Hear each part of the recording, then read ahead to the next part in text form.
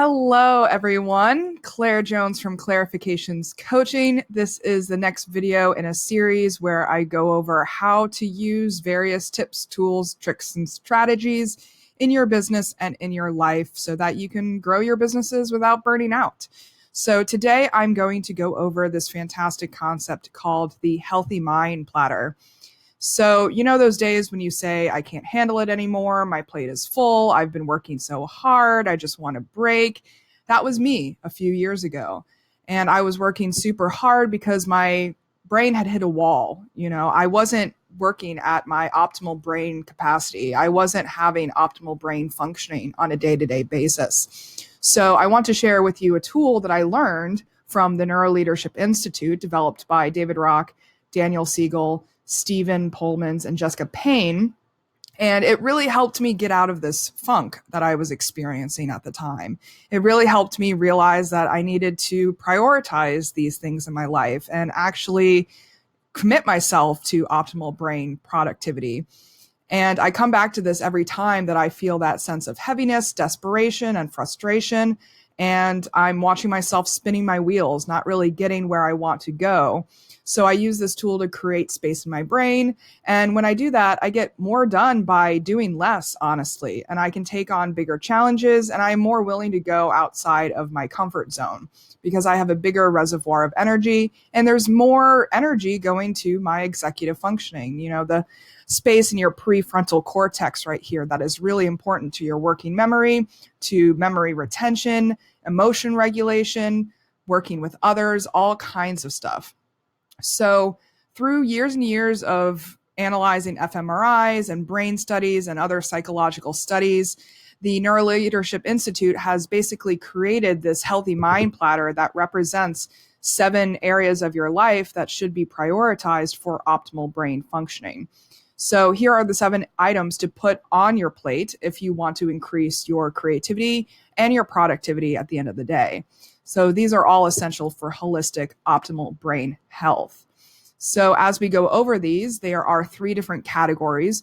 One is cognitive needs, and that's focus time, downtime, and time in. Then there's social needs, so that's connecting time and play time. And then there's physical needs, so that means physical time and sleep time. So I'm going to start out with the physical needs. First off, sleep time is perhaps the most overlooked and undervalued, but the most important area to focus on when the mind and body are exhausted and mental capacities start fading. Sleep deprivation is considered to be even more dangerous than a lack of food, since sleep has been found to be essential for homeostatic restoration, temperature regulation, tissue repair, immunity, memory processing, and even emotion regulation. So one action step that you could do to increase or prioritize your sleep time throughout the week is to restrict your work time to 6 to 8 hours a day, 6 to 8, not 68 hours a day, and get 6 to 8 hours of sleep per night. And I'm one who is always prioritizing my sleep. I've always loved sleep. And so I found that 9 hours is actually optimal for me. So you need to find something that works for you. Some people need less, some people need more. So experiment and find out what your happy spot is in that hour trackage. And then an easy tool to make sure that your sleep time goes smoothly and seamlessly is to keep the bedroom dark and cool between 65 to 75 degrees, and to keep all lights at a minimum. If you have any LED blinking lights or anything like that, they make really handy dandy blackout stickers now that you can get easily online on Amazon, and you just stick them onto the lights and then you don't need to worry about them anymore. To give you a bit of an example, I was recently sleeping in a room that had a Wi-Fi router in it. And if you've ever seen a Wi-Fi router, there's a lot of blinking lights on there that just go on day in and day out. And it was right next to my bed, right where my head was.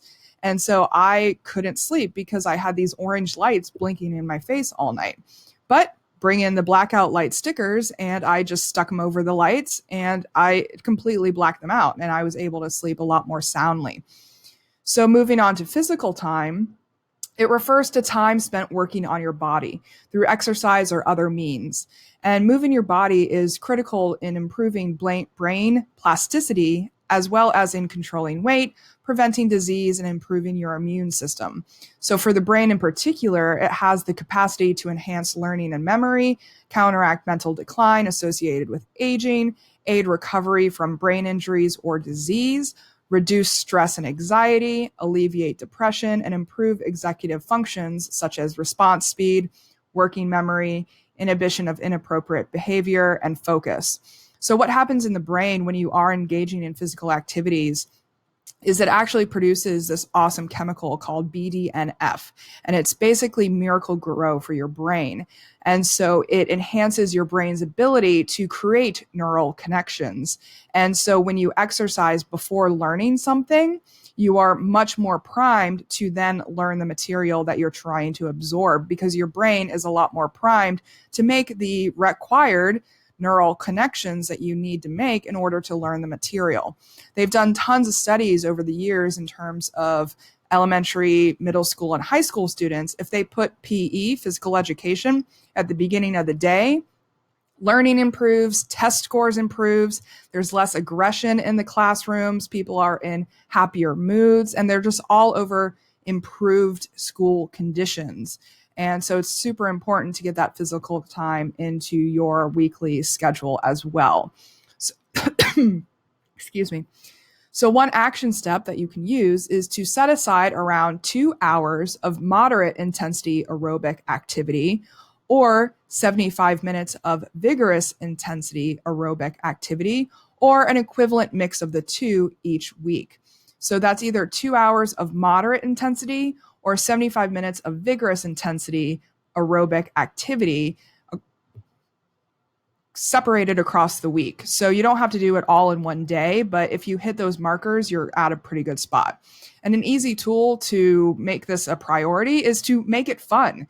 You know, you can go dancing with friends or pick up a game of soccer with friends. And there's a way to combine multiple areas on this healthy mind platter in a way where you're not scheduling a separate slot for each activity on its own. And you can combine and kind of hit two birds with one stone.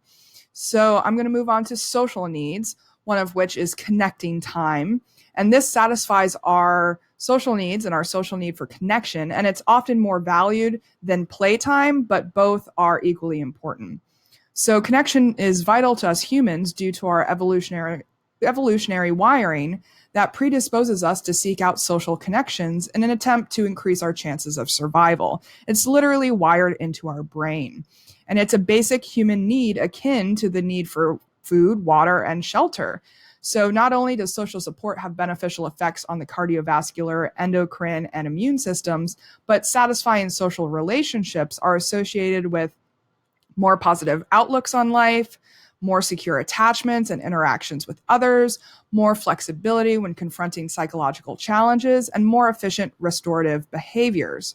So an easy action step would be to commit to spending time with close and reliable others twice a week for at least an hour.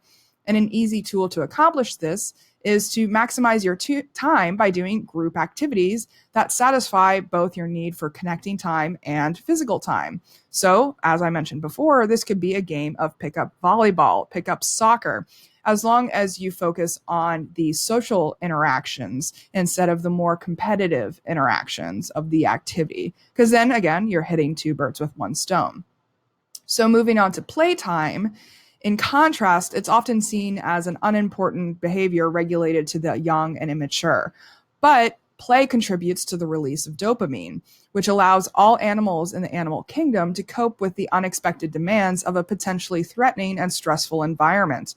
So for us, this natural reward system helps enhance our creativity and increases our capacity to adapt when faced with changing and challenging circumstances. So an action step that you could do to prioritize this is to devote at least 2 hours per week to unstructured play.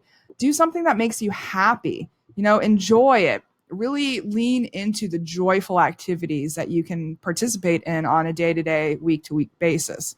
And so an easy tool would be to use board games as a way to combine playtime and connecting time. Again, there's a way to combine these so that you're not trying to schedule 7 new blocks of time into your week. You can combine these to really streamline your time, make it more efficient, and still reap the benefits of all of those areas. So moving on to the cognitive needs, downtime is pretty much absolutely doing nothing. So this used to be a hard one for me too. It's something that I've really had to be conscious of incorporating into my day-to-day schedules and week-to-week routines. So it's intentionally having no intention. It allows our minds to freely wander in no particular direction, setting the stage for insight and permitting a process called integration, which is the linkage of differentiated parts. And this is especially important when solving complex problems or making complex decisions. Downtime can occur between scheduled activities, or it can be an activity within itself as long as the individual disconnects from their linear intentional focus on their environment. So this is basically daydreaming. How much time do you spend throughout the day just taking a moment and daydreaming, or taking a moment and letting your mind wander with no particular intention? And an action step that you could do is to create one block of time, at least 30 minutes each per day, to just be with no particular intention. And an easy tool to do this is to let your mind wander as you have your morning coffee, or sit on a park bench on your lunch break without looking at your phone. Just absorb the environment. Let your mind wander. Don't focus on anything in particular. Just let things unfold naturally. So time in, on the other hand, involves intentional relaxation, reflection, or mindfulness. So it is a type of focused training for the mind that uses self-inquiry and self-awareness to achieve self-regulation. It is a process that aims to decrease sympathetic activation, heart rate, and muscle tension. So by creating this space between physical, mental, and emotional reactions, it allows us to adopt and maintain a self-observing attitude. Self-observation, when done in a non-judgmental and accepting manner, increases our ability to choose our responses instead of succumbing to automatic and potentially problematic physical, mental, and emotional responses. So this is basically, consider it to be meditation. Consider it to be intentional, internal focus on your internal states. Notice what is going on inside of you. Take a minute or two to check in with your internal sensations, your internal feelings, your internal thoughts, processes, and check in with them. Notice them in a non-judgmental and accepting manner. So an action step would be to set aside 15 minutes a day to be in silence with your eyes closed. And an easy tool would be to set an alarm to remind you. It doesn't have to be a hard thing to work into your day-to-day time. You just set alarm, and then you don't have to think about it. And then whenever your alarm goes off, just take 15 minutes to sit there with your eyes closed and focus on your internal space, your internal sensations, your internal feelings. And finally, focus time is what we in our Western society tend to focus on and value the most at the expense of all the other areas. And focus time is a unique activity that involves the mindset of being in a flow state. So a flow state is the perfect combination of challenge and competency. It means that the task you are doing is not too challenging, but you are also not too competent at completing it. It's where challenge meets competence. And focus time is very encouraged in work environments, so it is often the most well-known of these recommendations. And an action step that you can do is to take note of when you lose track of time.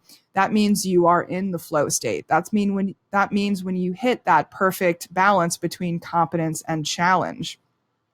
And an easy tool is to jot down these activities and consciously make them part of your weekly schedule so that you can lose yourself in the activity in a way that benefits your mind in an awesome and just really optimal functional way.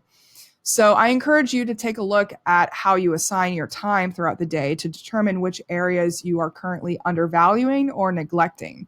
In doing this, you can intentionally design a life that holistically benefits your brain.